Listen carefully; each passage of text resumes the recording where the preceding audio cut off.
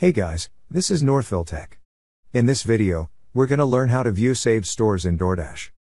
If you don't have a DoorDash account, we will put the link in the description below for you to sign up and get $10 off each of your first 3 DoorDash orders over $15. However, if you already have an account, just open the website, then click Sign In. Now, sign in with your email and password. Once you're signed in, you will see 3 horizontal stacked lines at the top left corner of the screen. Click on the 3 horizontal stacked lines. Then several options will appear. Click on the option that says Saved Stores. And now you will see the list of stores you saved. That's how you view saved stores in DoorDash. Thank you so much guys for watching, and if you have not yet subscribed to our YouTube channel, please subscribe to our YouTube channel as we create tech videos almost every day.